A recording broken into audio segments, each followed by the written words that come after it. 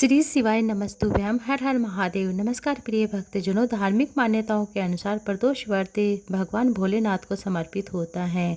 यह पहला प्रदोष व्रत अश्विन मास का और हर महीने में कृष्ण पक्ष और शुक्ल पक्ष दो त्रयोदशी तिथि पड़ती है।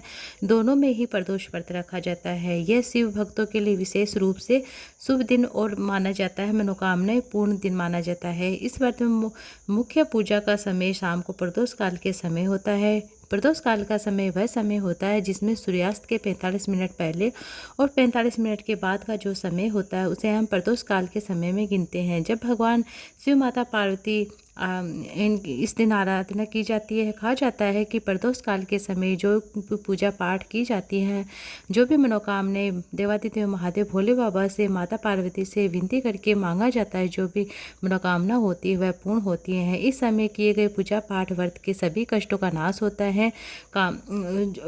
व्रत जो भी हम पूजा पाठ करते हैं हमारे सभी कष्ट समाप्त होते हैं, कामनाओं की पूर्ति करने वाला होता है। अगर आप शिव जी की कृपा प्राप्त करना चाहते हैं, अपने जीवन को सुख समृद्ध बनाना चाहते हैं, तो आज के इस वीडियो में अंत तक आप जरूर देखिए, क्योंकि इस वीडियो में आपको इस महीने में प्रदोष व्रत की तिथि शुभ मुहूर्त के बारे में मैं आपको जानकारी देने वाली हूँ। इस बार कृष्ण पक्ष की त्रयोदशी तिथि प्रारंभ हो रही है 29 सितंबर रविवार को दोपहर 4:04 से और समाप्त होगी है 30 सितंबर सोमवार को शाम 7:06 पर, क्योंकि त्रयोदशी तिथि 2 दिन तक है। ऐसे में आपके मन में यह क्वेश्चन आ रहा होगा कि ये व्रत हमें किस दिन रखना है। भगवान शिव के भक्तों के लिए इस बार बहुत ही प्रसन्नता का अवसर, क्योंकि इस बार प्रदोष व्रत 2 दिन रखा जाएगा, रविवार और सोमवार के दिन।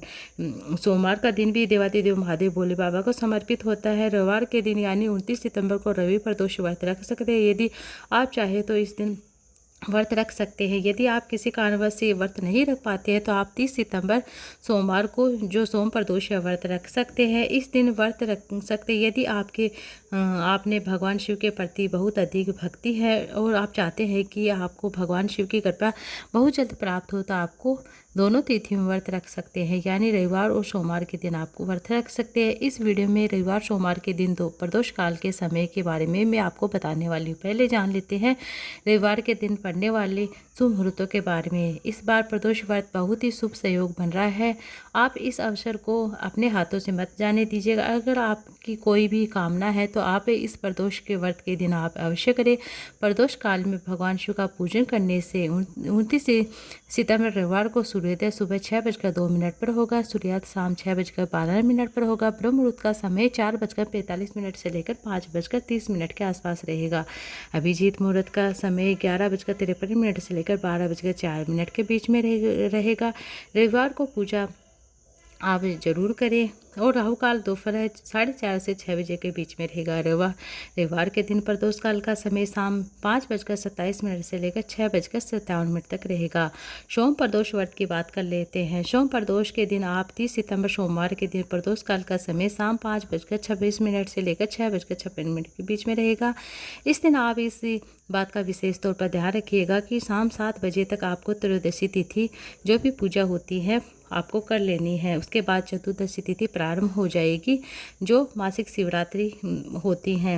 शाम की पूजा आप 7 बजे से पहले आप जरूर करें। रवि प्रदोष व्रत से पूजा करने से व्यक्ति को स्वास्थ्य में सुख समृद्धि शांति मिलती है, समाज में मान सम्मान प्रतिष्ठा मिलती है। इस दिन व्रत जो भी भक्त करता है भगवान शिव की कृपा उन्हें प्राप्त होती है।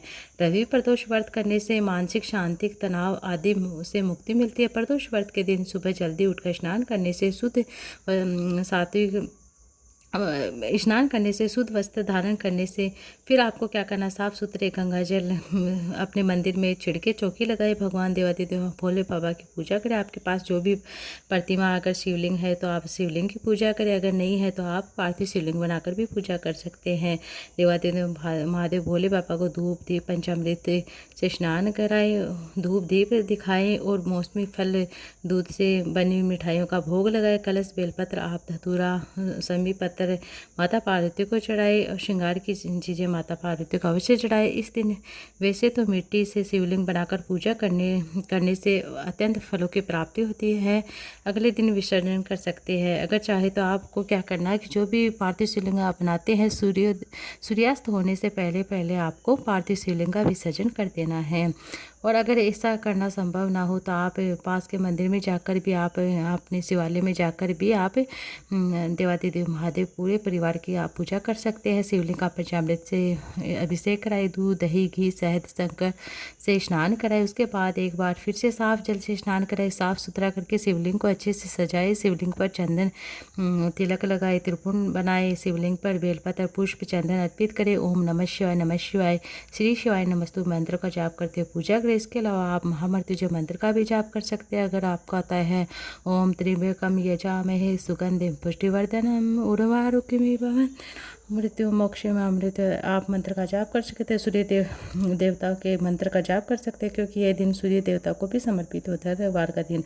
तो आप स्नान करने के बाद आप सूर्य देवता को अर्घ्य दें, हाथ में पुष्प लेकर कथा सुने, भगवान शिव को फलों मिठाइयों का भोग लगाए।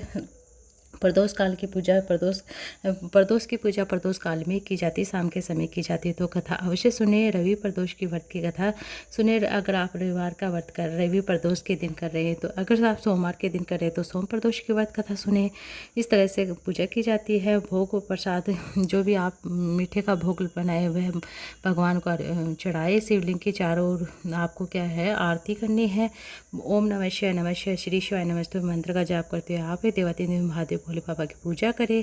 और इस तरह से सुख समृद्धि सभी के स्वास्थ्य के लिए कामना करनी चाहिए। इस दिन उपवास करने वाले भक्तों को आपको क्या करना, नमक का सेवन नहीं करना, मीठे का ही भोग का सेवन क्या हो सके तो फलाहार दूध का सेवन करें। यदि बहुत अधिक आवश्यकता हो तो आप सेंधे नमक का भोजन बनाकर कर सकते हैं। भगवान शिव की कृपा पाने के लिए इस दिन सच्चे मन से पूजा की जाती है।